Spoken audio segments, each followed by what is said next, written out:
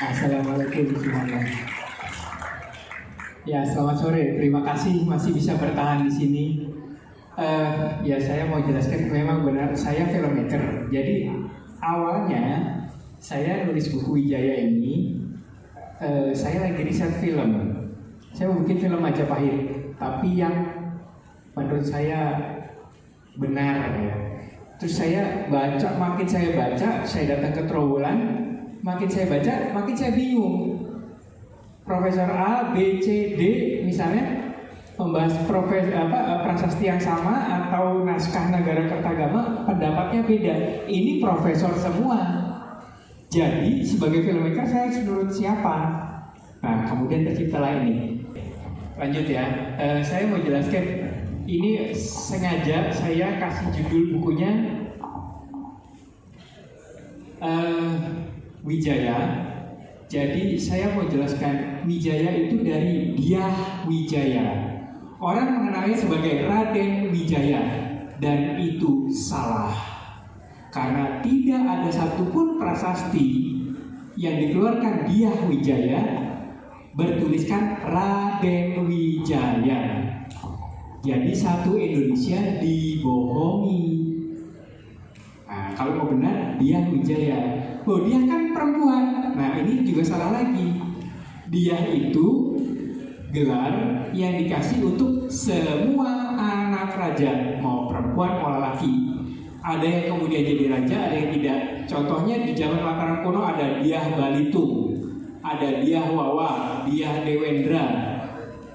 Itu semua lelaki. Hayam Wuruk juga nama depannya Dyah Hayam Wuruk. Taunya dari mana? Dari prasasti. Nggak percaya, baca bukunya.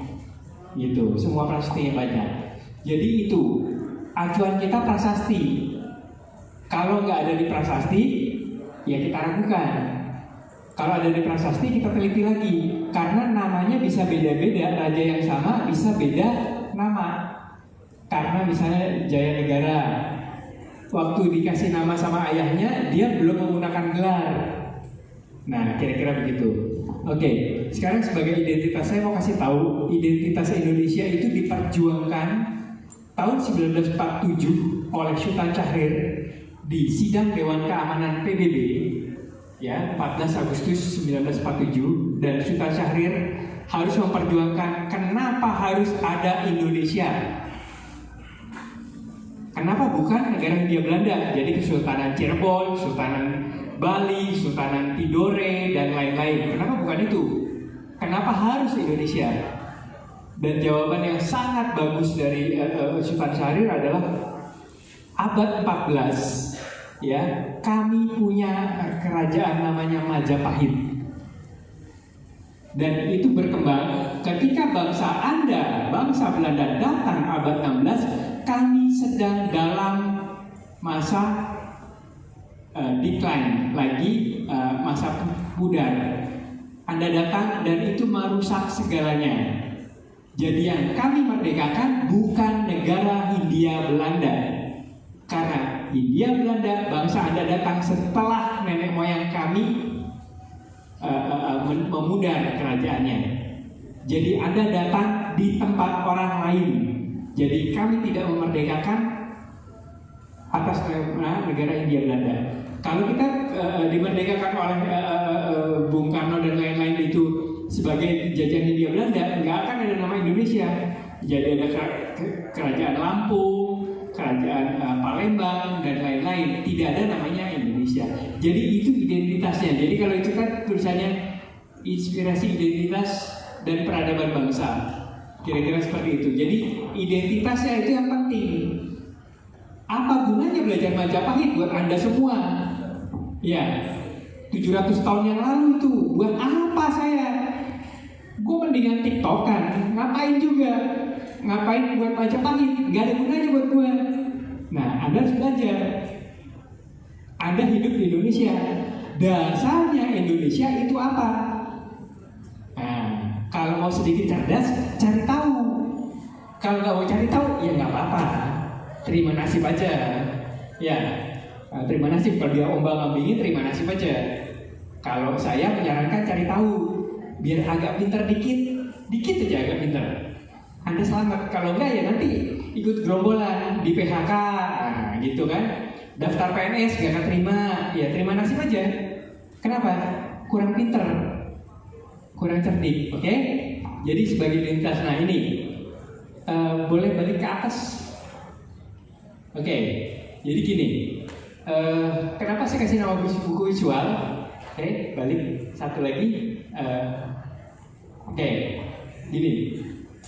Ini tadi kan belum dibahas. Judul ini pembicara yang luar biasa ini kan langsung ke topiknya masing-masing. Nah, saya mau membahas judul. Katanya saya kasih kuliah umum ini, inspirasi, identitas, dan peradaban bangsa. Oke, identitasnya saya sudah kasih, inspirasinya nanti di ujung. Oke, semua orang bahkan bule-bule itu mendapat inspirasi dari Majapahit dan kerajaan-kerajaan kuno Indonesia.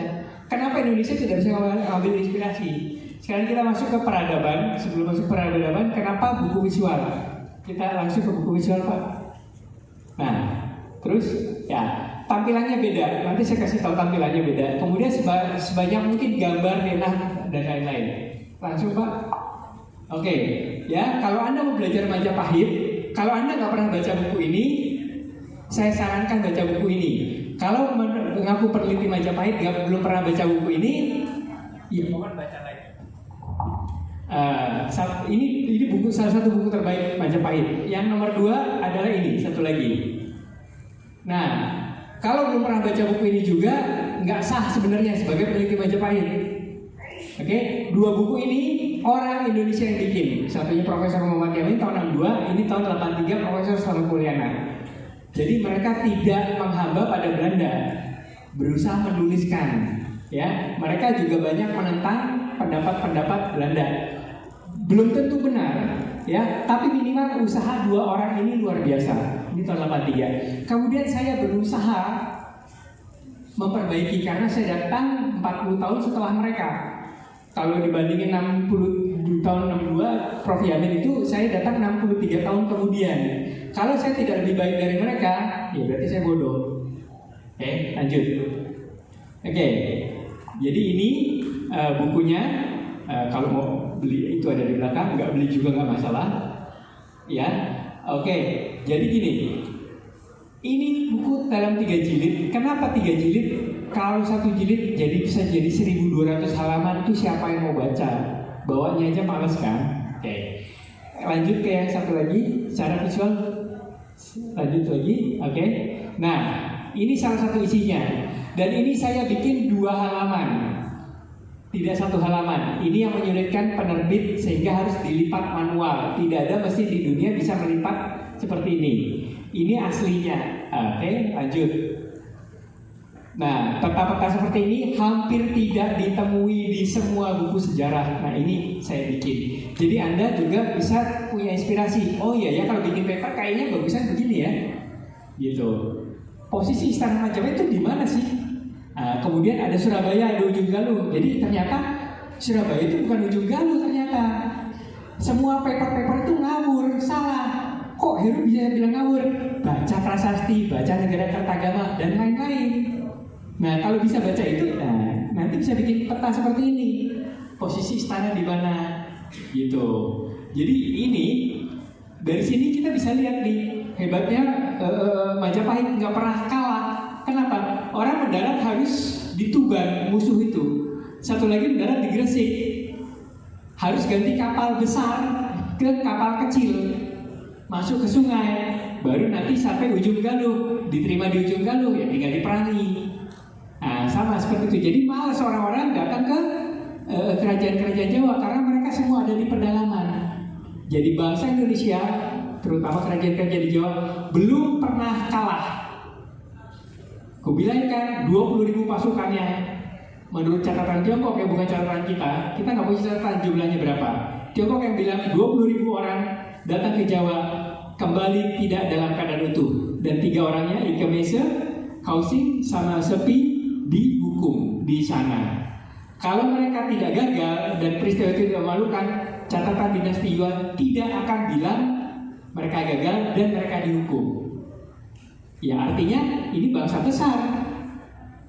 bangsa Majapahit dan bangsa Indonesia kemudian jadi sekarang ini bangsa yang besar, bukan bangsa abal-abal. Buktinya Tiongkok yang bilang mereka nyerah, tidak pernah kirim lagi sampai Majapahit runtuh. Oke, lanjut. Nah, ini kalau ke Museum Trawulan ada seperti ini, bangunan seperti ini.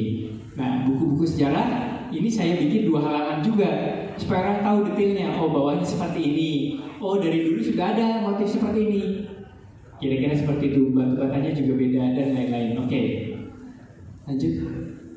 Nah, ini pembagian kerajaan. Ini juga keistimewaan bedanya bukunya sama yang lain. Kenapa dibilang buku visual?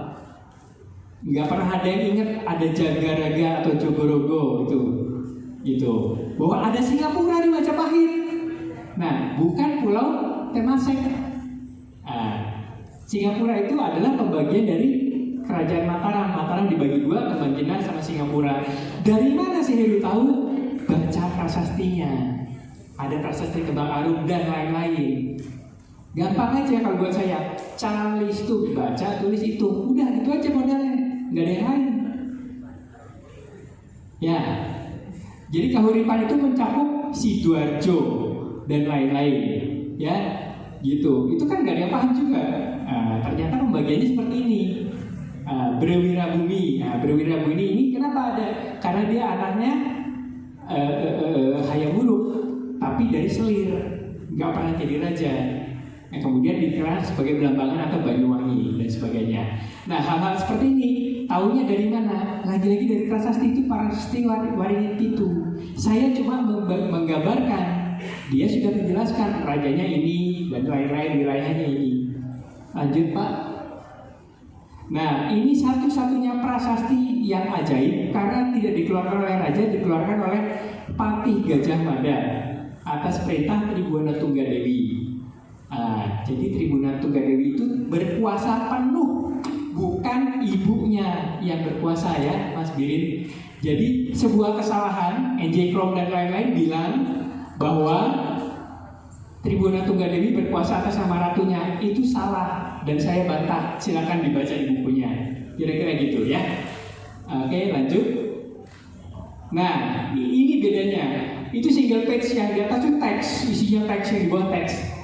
Kalau Anda bandingkan, nah itu dilipat itu 2, nggak bisa. Ini bedanya sama buku-buku lain. Nah, kalau mau bikin paper dan lain-lain silakan, bisa digunakan buku ini. Oke, ini bedanya sama buku sedunia. Hampir nggak ada nulis buku Majapahit seperti ini. Itu sebabnya buku ini sedang dalam proses penilaian di Belanda untuk bisa terbit dalam bahasa Inggris.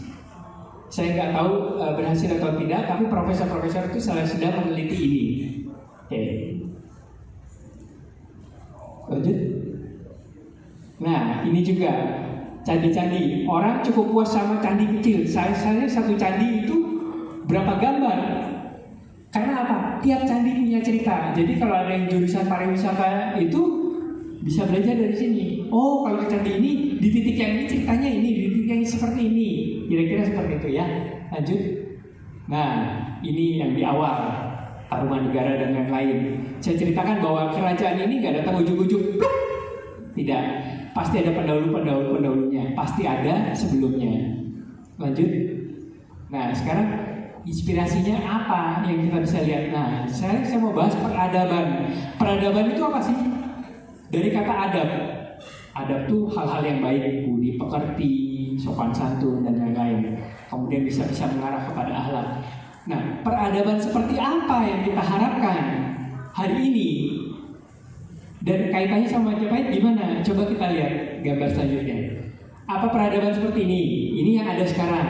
Oke, lanjut. Ini yang ada di depan kita juga. Terus, tapi ini juga ada. Ini di Jatilui di Bali. Ini juga peradaban. Ini juga, ini lagi di Malioboro. Nah, ini juga peradaban. Jadi peradaban kita tuh banyak sekali. Lanjut, Pak. Peradaban seperti apa yang kita mau? Lanjut. Nah, ini orang lagi pada cari kerja. Ini juga bagian dari peradaban. Gitu ya. Rebutan ini, rombongan mau cari kerja aja susahnya minta ampun ini. Ya, lanjut. Nah, ini juga bagian peradaban. Nah, zaman kalian kan, nah, mau dipakai buat apa ini? Lanjut. Nah, peradaban-peradaban seperti ini mempermudah atau memperbodoh? Pakai AI, silakan pakai AI, bagus, kenapa enggak? Gitu. Cuma jangan gara-gara AI jadi bodoh. Ini peradaban juga, ini di Banda Aceh di SD negeri. Beda sama SD negeri Jakarta kan? Ini bagi dari peradaban jangan dilupakan. Jadi jangan cuma Jawa sentris atau Jakarta sentris. Nah, ini peta yang saya bikin, saya nulis 66 halaman untuk bisa bikin peta ini. Jadi saya kasih tahu ini buku, di buku ini saya bikin peta ini sendiri.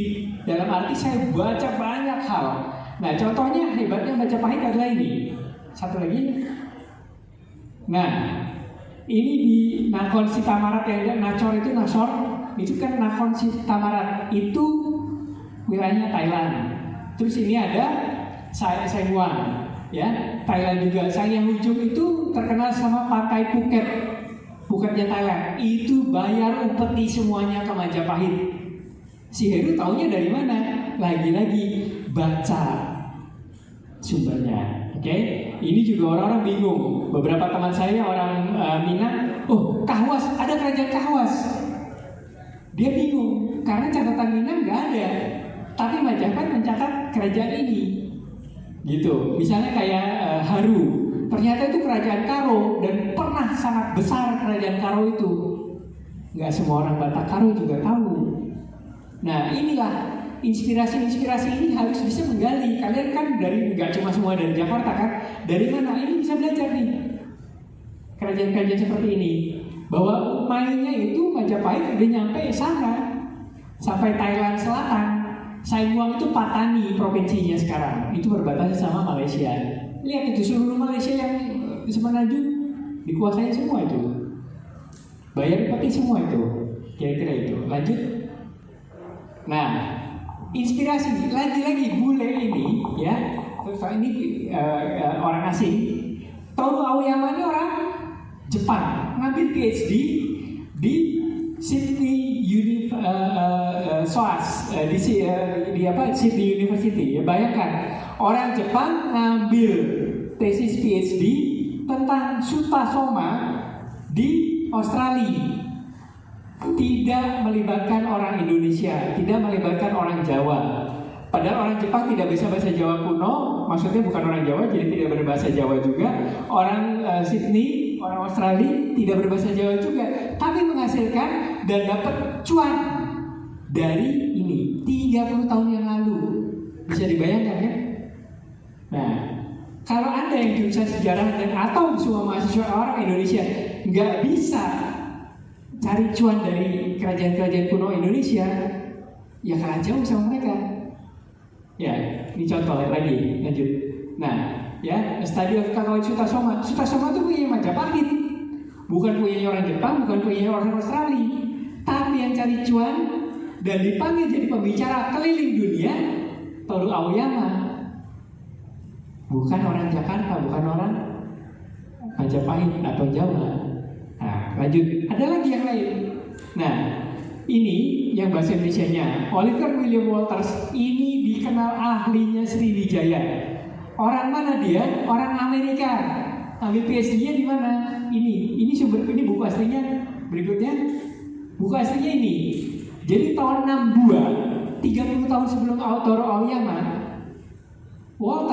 Oliver William Walters dari Amerika terbang ke Inggris, ya, di University of London. Dia ngambil PhD. Hubungannya Inggris sama Sriwijaya nggak ada, hubungannya Amerika sama Sriwijaya nggak ada. Tapi dicari cuan dari tahun 62. Kemudian bukan University of London yang nerbitin disertasinya. Lanjut Pak, Cornell University di Ithaca, New York. Ini yang cari cuan tahun 67 dia terbitin buku ini sampai hari ini jadi panduan tentang Sriwijaya sedunia. Bisa dibayangkan kan? Berapa kali ini kita udah dilangkahi? Ya, lanjut lagi. Nah, ini The Fall of Majapahit, The Fall of Sriwijaya maksudnya. Ini buku aslinya The Fall of Sriwijaya. Kita, nah, lagi-lagi Cornell University ya, bisa cari cuan lagi. Saya mau ngasih inspirasi ke Anda-Anda. orang-orang di luar negeri sana nggak berbahasa Jawa, nggak berbahasa Melayu, bisa dapat untung dari ini, bisa dianggap hebat. Ada lagi, lanjut, ya. Abis ini Majapahit nih, ya inspirasinya. Majapahit menjadikan sebentar yang tadi Pak. Majapahit menjadikan beras sebagai senjata ekonomi. Bingung kan? Nah, kita baru bicara mau swasembada beras. Majapahit sudah swasembada beras. Berasnya dijual dari pedalaman, berasnya dijual di pelabuhan di Tuban. Ya, jadi kalau orang Tiongkok datang, mereka jualan keramik sama sutra Tiongkok yang terkenal itu mahal. Sama Majapahit nggak dibeli pakai uang, dia bayar pakai beras. Mau nggak? Nggak mau, silakan aja. Anda pulang kelaparan. Karena dia bawa dari sana sekitar 3 bulan dari Tiongkok sampai ke Jawa, itu dia bawa berasnya cukup sampai ini aja, sampai untuk satu perjalanan. Karena bawa barang banyak. Kalau untuk kembali lagi, kan berarti perlu berasnya. Jadi mereka pulang nggak bawa uang. Nah itu nanti ada cerita yang panjang, nanti bisa ditulis. Nah satu lagi cerita Panji. Ini yang dijadikan cuan oleh orang Jerman. Cerita Panji ini. Ya lanjut. Makanya kita perlu belajar banyak dari Majapahit. Nih ini ya dasarnya adalah disertasinya Lydia Kivan itu dari Belanda, dari Jerman, dari universitas di Jerman. Dia ngambil PhD di Sydney University lagi. Ya, yang menarik diterbitin sama Brill. Brill ini yang saya tadi bilang saya sedang dinilai sama Brill untuk bisa terbit dalam bahasa Inggris. Oke, jadi bisa dibayangkan yang cari cuannya nggak ada Indonesianya loh. Dapat duit semua ini mereka dari Majapahit nih. Lanjut ya. Nah, ini websitenya dia pakai dalam bahasa Jerman. Ini candinya Indonesia. Yang di atas itu pakai bentuknya seperti ini. Itu tekas. Itu topinya Jawa, topinya Panji. Panji itu punyanya Majapahit. Yang bisa jualan orang Jerman, bayangin. Kemana aja kita? Kita ke mall aja ya. Ya gitu. Jadi saya memberi inspirasi kepada kalian bahwa Majapahit sudah jadi inspirasi orang-orang sedunia, bangsa-bangsa besar di dunia cari uangnya dari kerajaan-kerajaan kuno di Indonesia. Masa kita orang Indonesia ngakunya orang Indonesia tapi pasrah aja. Kira-kira itu. Lanjut. Nah, ya. Kisah Panji ini sampai dapat ini dari UNESCO. Yang menarik, yang mengajukan pengusul utamanya Kamboja cuma punya satu cerita Panji, satu naskah. Dan cerita Panji dari Majapahit tersebar sampai Irlandia. Dan di Perpustakaan Nasional ada 900 naskah cerita Panji. Apa kita bisa cari cuan dari sana? Sampai detik ini belum ada yang melirik. Ayo kalau mau kita kerjakan. Lanjut. Ya, silakan habis ini saya selesai langsung diskusi. Terima kasih.